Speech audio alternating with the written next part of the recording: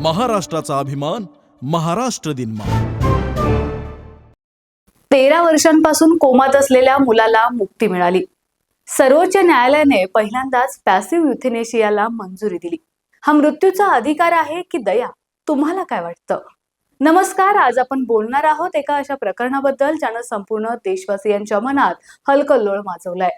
32 वर्षांचे हरीश राणा 2013 पासून म्हणजे तब्बल 13 वर्षांपासून कोमात, पूर्णपणे लाईफ सपोर्टवर, आणि आता सर्वोच्च न्यायालयाने त्यांच्या कुटुंबाच्या याचिकेवर ऐतिहासिक निकाल दिलाय। त्यांचा लाईफ सपोर्ट काढून टाकण्यास परवानगी दिली। हे भारतात पहिल्यांदाच न्यायालयानं मंजूर केलेलं प्रकरण आहे। ही संपूर्ण कहाणी जाणून घेऊया। हरीश राणा या प्रकरणाची पार्श्वभूमी नेमकी काय आहे जाणून घेऊया। ऑगस्ट 2013 मध्ये चंदीगडमध्ये हरीश राणा 4थ्या मजल्यावरून पडले। डोक्याला गंभीर इजा, 100% क्वाड्रिप्लेजिया आणि परमनंट व्हेजिटेटिव्ह स्टेट। तेव्हापासून ते लाईफ सपोर्टवर, श्वास, अन्न सर्व काही मशीनवर अवलंबून।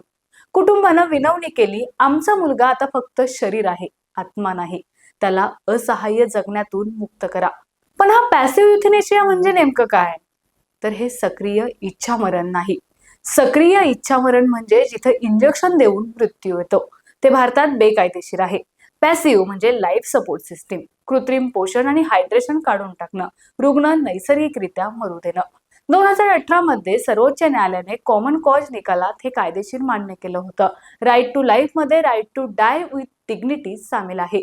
कायदेशीर प्रवास आणि न्यायालयाचा निर्णय नेमका काय आहे ते जाणून घेऊया। कुटुंबानं 2018च्या निकालाच्या आधारावर याचिका दाखल केली। दिल्ली हायकोर्टानं ती फेटाळली। मग 2024-25 मध्ये सर्वोच्च न्यायालयात न्यायमूर्ती JV पार्डीवाला आणि KV विश्वनाथन यांच्या खंडपीठाने 11 मार्च 2026 रोजी निकाल दिला। लाईफ सपोर्ट काढण्यास परवानगी दिली। कोर्टाने दिल्लीच्या एम्सला निर्देश दिले की प्रक्रिया ह्युमन आणि डिग्निफाईड असावी, रुग्णाला त्रास होऊ नये। कुटुंबाचा दृष्टिकोन आणि वडिलांचे ते भावनिक शब्द। हरीशचे वडील अशोक राणा म्हणाले, जेव्हा आम्हाला कळलं की मुलाची स्थिती असह्य आहे, तेव्हा आम्ही न्यायालयात गेलो। आम्हाला त्याचा असा त्रास सहन होत नव्हता। हा निर्णय त्याच्या प्रतिष्ठेसाठी आहे।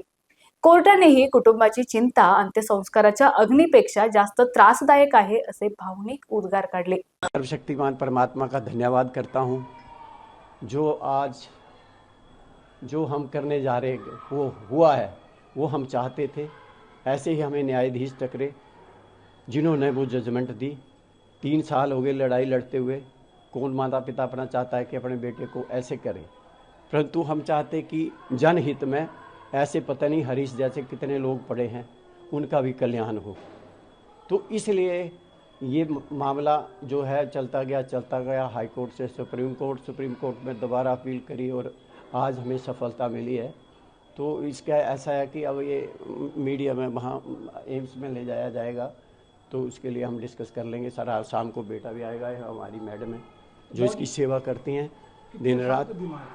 आज 12.5 साल हो गए। बीमार नहीं है, ये बच्चा सिविल इंजीनियरिंग कर रहा था और टॉपर था CU का। 2 कंपटीशन जीत चुका था, तीसरा जीतना था इसने पंजाब यूनिवर्सिटी में। चलो अश्वी, गुड आफ्टरनून, नमस्ते करो। आप इतने साल से इस वक्त इतनी तकलीफ में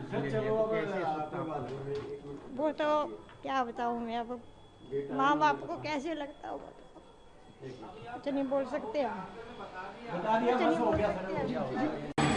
कोर्टाने केंद्र सरकारला केलेले महत्त्वाचे निर्देश असे की कोर्टानं म्हटलंय पॅसिव्ह युथेनेशियासाठी व्यापक कायदा बनवा, जेणेकरून अशा प्रकरणात कुटुंबांना प्रत्येक वेळी कोर्टात जावं लागणार नाही। आर्थिक ताणामुळे निर्णय होऊ नये, हे एक मोठं पाऊल आहे। भविष्यात अशा हजारो कुटुंबासाठी मार्ग मोकळा होईल। कल्पना करा, एक तरुण जिम करणारा, फुटबॉल खेळणारा हरीश, पण जीव घेणा अपघात होतो आणि एका सेकंदात सर्व काही संपतं। तरणाताठा मुलगा म्हटलं तर जिवंत आहे, आणि जिवंत आहे म्हटलं तर काही हालचाल नाही। परमनंट व्हेजिटेटिव्ह स्टेट, मराठीत त्याला कायमस्वरूपी वनस्पतीजन्य अवस्था म्हणता येईल। आई वडील रोज त्याच्याजवळ बसून प्रार्थना करतात, पण कधीच उत्तर येत नाही। 13 वर्ष, दिवस रात्र मशीनचा आवाज आणि एक सततची चिंता, तो खरंच जिवंत आहे का? शेवटी कुटुंबाने न्यायालयाकडे धाव घेतली। न्यायाधीशांनी निर्णय दिला, तो आता मशीनचा भाग झालाय, त्याला नैसर्गिक मृत्यू द्या, सन्मानपूर्वक। हा फक्त कायदेशीर निकाल नाही, ही एका कुटुंबाची 13 वर्षाच्या संघर्षाची कहाणी आहे। आपल्या प्राणप्रिय मुलाच्या यातना थांबवून त्याला सन्मानजनक मृत्यू देण्यासाठी केलेल्या संघर्षाची. हा भारतासाठी एक नवीन अध्याय आहे. हा फक्त बातमीचा विषय नाही, तो आपल्या समाजाच्या मूल्यांसंदर्भातला विषय आहे.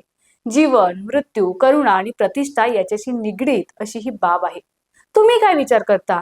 पॅसिव्ह युथेनेशिया योग्य आहे का? कमेंट बॉक्समध्ये तुमची मते नक्की सांगा. महाराष्ट्र दिनमानचं YouTube चॅनेल लाईक करा, शेअर करा आणि सबस्क्राईब करायला विसरू नका.